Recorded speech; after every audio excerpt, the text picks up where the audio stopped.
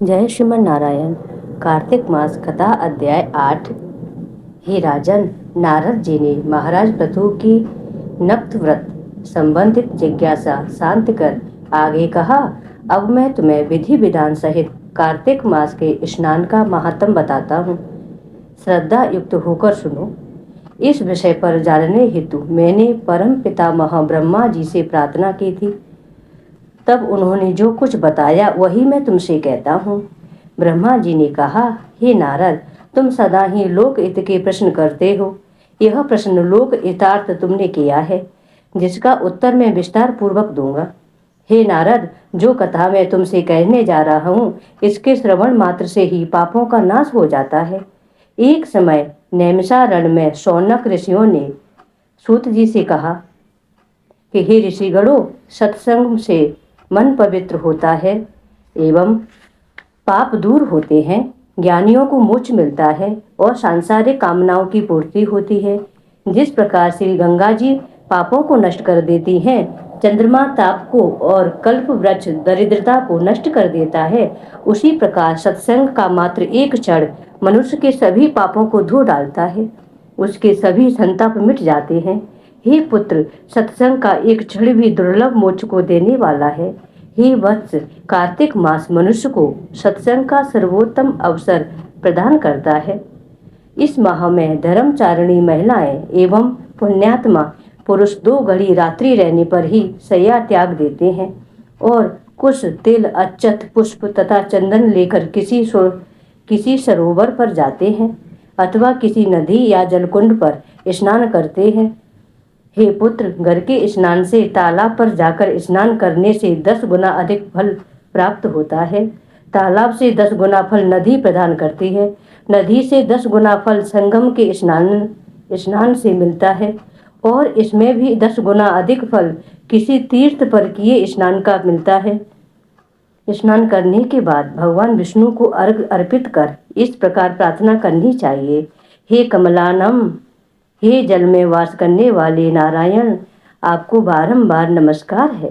आप मेरा अर्घ स्वीकार करें। हे जगदीश्वर, आपका निवास जल में है और जल ही इस चराचर का जीवन है। हे देवेश, आपके पुनीत नाम का स्मरण कर मैंने कार्तिक स्नान किया है। हे दामोदर, आप मेरे अपराध क्षमा करें और मेरे घर को धन दान से पूर्ण करें। यहाँ तक की कथा सुनकर नारद जी ने पूछा, हे पितामह, भगवान क्या सरोवर, नदी अथवा संगम के जल में ही विराजते हैं? हे नारद, भगवान न तो बैकुंठ में रहते हैं और न केवल योगियों के हृदय में निवास करते हैं। वे तो भक्त वत्सल हैं और सदा अपने भक्तों के बीच में रहते हैं। जहाँ भगवान नाम स्मरण, कीर्तन, चिंतन अथवा शास्त्र वाचन होता है, भगवान वहीं विराजमान रहते हैं। तात्पर्य यह है पुत्र कि भगवान तो सभी जगह समान रूप से रहते हैं। जो भक्त प्रेम से सराबोर होकर अथवा दीन भाव से उनको पुकारता है, भगवान तत्काल ही वहां प्रकट हो जाते हैं। हे नारद, भगवान श्रद्धा से पूजन अथवा स्मरण करने वालों से सदैव प्रसन्न रहते हैं। वे तो भक्त की भावना देखते हैं। अहंकार रहित होकर जो उनकी शरण में जाता है, वह कहीं भी और किसी भी समय उनकी कृपा पा लेता है। अब मैं तुम्हें स्नान की विधि बताता हूँ। कार्तिक स्नान के इच्छुक श्रद्धालुओं को नाभि तक जल में खड़े होकर अपनी देह निर्मल करनी चाहिए। उसके बाद मन की शुद्धि के लिए विभिन्न मंत्रों द्वारा भगवान के गुणों का गायन करना चाहिए। जल में खड़े होकर भगवान विष्णु के निमित्त जल अर्पण करें और प्रार्थना करें कि हे प्रभु, हे दयालु, जब जब भी भक्तों ने आपको पुकारा है, आप उनके कार्य सिद्ध करने के लिए तब तब पधारे हो। हे जगदीश, मुझे भी कृतार्थ करें, मुझ पर भी कृपा करें। इसके बाद विधि पूर्वक अंजलि भरकर देवता, ऋषि और अपने पितरों को जल अर्पित करें। उसके बाद श्री राधा जी सहित भगवान श्री कृष्ण की आराधना करें। इसके पश्चात वेद विधाओं में पारंगत शालीन ब्राह्मण का सम्मान करें। हे पुत्र, ऐसा ब्राह्मण जो ईश्वर भक्त, वेद विद, विनम्र और त्यागी हो। उसके दाहिने पैर में सभी तीर्थ, मुख में वेद और अंगों में देवताओं का निवास होता है। इसलिए ब्राह्मण का सम्मान किया जाता है।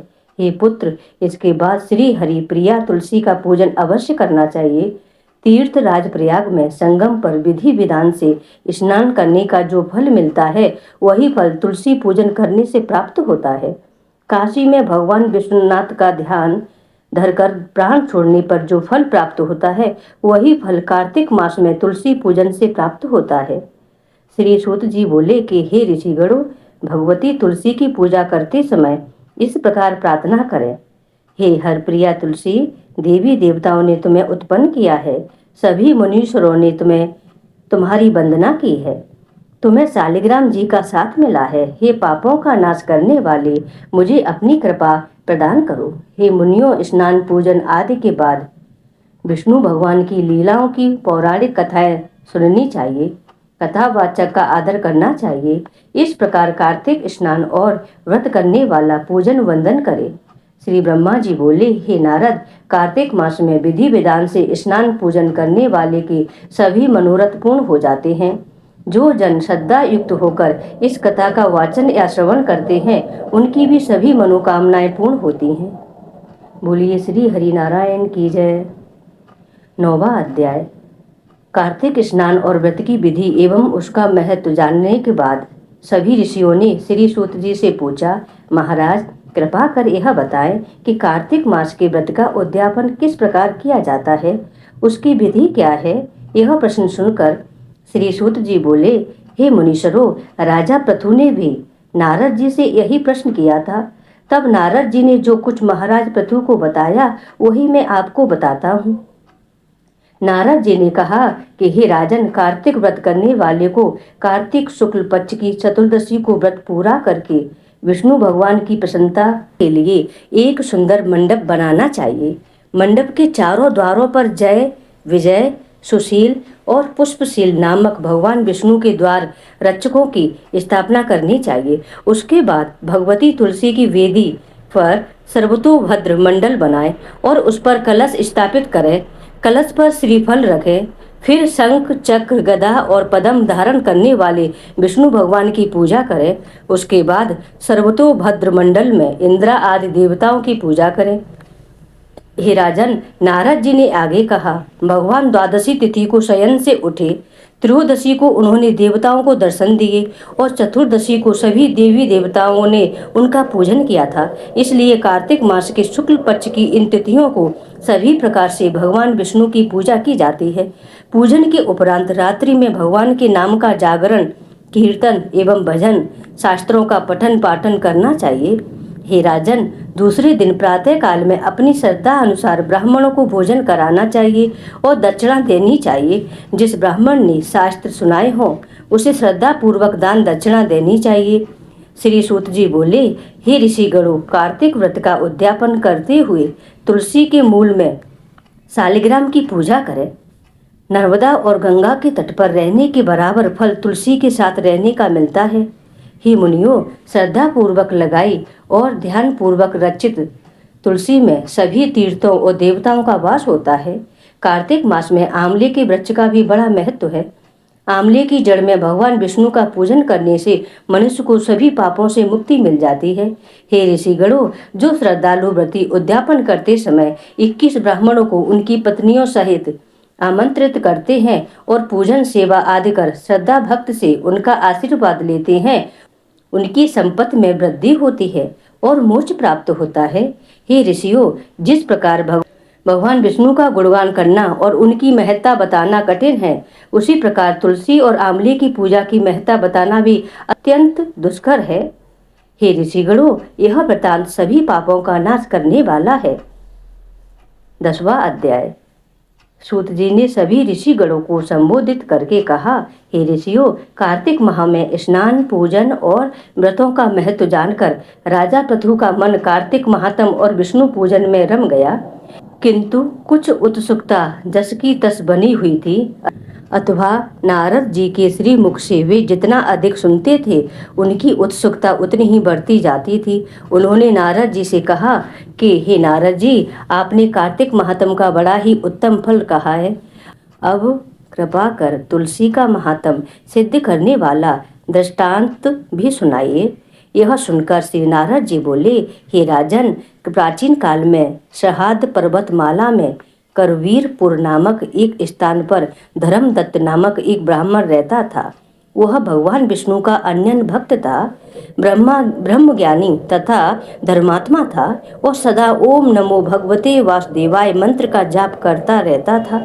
एक समय की बात है कि एक दिन जब रात्रि का प्रथम प्रहर शेष था, वह पूजन की सामग्री की थाली लेकर विष्णु मंदिर को चला।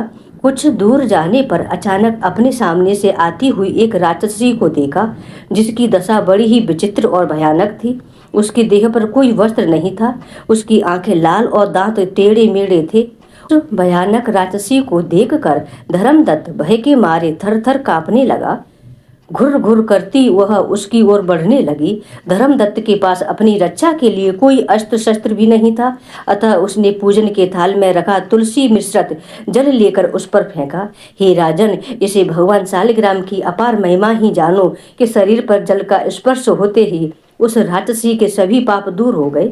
उसे सद्बुद्धि आ गई। वह हाथ जोड़कर धर्मदत्त से क्षमा मांगने लगी और उसके कदमों में लौट गई। धर्मदत्त बड़ा दयालु था, उसे उस पर दया आ गई। तब उसने उससे उसका परिचय पूछा। इस पर राक्षसी ने बताया, मैं सौराष्ट्र देश के बिच्छू नामक एक ब्राह्मण की पत्नी हूँ। मेरा नाम कलहा था। मैं बड़े ही दुष्ट स्वभाव की थी। कभी भी मैंने पतिव्रता धर्म नहीं निभाया और सदा ही अपने पति से कलह करती थी। उसे उचित ढंग से भोजन नहीं देती थी। ब्राह्मण मुझे बहुत समझाता था, मैंने कभी उसकी बात नहीं मानी। अंत में दुखी होकर उसने दूसरा विवाह करने का विचार किया। तब भी मैंने अपने आप को सुधारने की न सोची और विष खाकर प्राण त्याग दिए।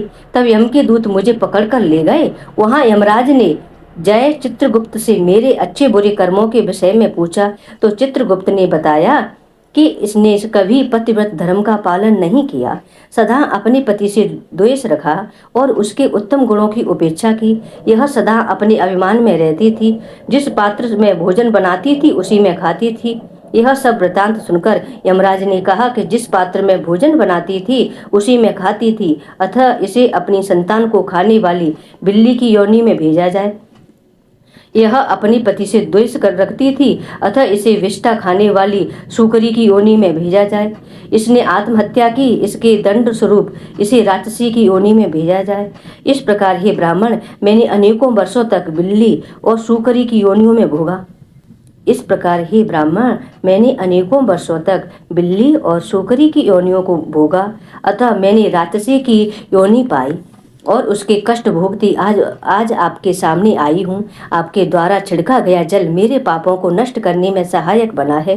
हे ब्राह्मण देव, तुलसी मिश्रित इस जल से मेरे सभी पातक नष्ट हो गए हैं। अब कृपा कर मुझे इस घृणित देह से छुटकारे का कोई उपाय बताएं। धर्मदत्त ने कहा, तुम्हारा दुख देखकर मैं भी बहुत दुखी हूँ। प्रेत योनि में दान, तप, तीर्थ अथवा धार्मिक कार्य नहीं हो सकते और तुम्हारे पाप भी बहुत अधिक है। अतः मैं श्री हरिप्रिय भगवती तुलसी से प्रार्थना करता हूँ कि मैंने जो कार्तिक व्रत किए हैं उसका आधा पुण्य तुम्हें मिले तथा तुम उत्तम गति को प्राप्त हो। कहकर धर्मदत्त ने उस पर पुनः तुलसी मिश्रित जल छिड़का तथा साथ ही ओम नमो भगवते वासुदेवाय श्री कृष्ण भगवान का 12 अक्षर यह मंत्र पढ़ा। इतना होते ही कलहा नामक वह राक्षसी प्रेत योनि से युक्त होकर सुंदर एवं रूपवती हो गई। तब उसने धर्मदत्त को दोनों हाथ जोड़कर नमस्कार किया और प्रसन्नता पूर्वक बोली, हे ब्राह्मण देव, पाप की अग्नि में जलती हुई मुझ पापिन को आपने शीतल जल रूप होकर बचा लिया है। आप धन्य हैं। उसी समय भगवान विष्णु के दूत जय विजय वहां आ गए और उसे एक दिव्य रथ में बैठा कर वैकुंठ को ले गए। जाते जाते दूत धर्मदत्त से बोले, हे ब्राह्मण, आप धन्य हैं। बोली श्री हरि नारायण की जय, तुलसा माता की जय, शालग्राम भगवान की जय। श्रीमन्नारायण नारायण हरि हरि, भजमन्नारायण नारायण हरि हरि। तुलसी महारानी नमो नमो, हरि की पटरानी नमो नमो। धन तुलसी पूरन तप कीनो, शालिग्राम बनी पटरानी नमो नमो। तुलसी महारानी नमो नमो। जाके पत्र मजरी कोमल, श्रीपति कमल चरण लपटानी नमो नमो। तुलसी महारानी नमो नमो। धूप दीप नैवेद्य आरती पुष्पन की वर्षा वर्षानी नमो नमो। छप्पन भोग छति सो व्यंजन बिन तुलसी हरे एक नमानी नमो नमो। सब सखिया मैया तेरो यश गावे भक्ति दानी दीजो महारानी नमो नमो। तुलसी महारानी नमो नमो। हरे की पटरानी नमो नमो। बोलिए तुलसी माता की जय, सालग्राम भगवान की जय, श्री हरि नारायण की जय, लक्ष्मी नारायण की जय।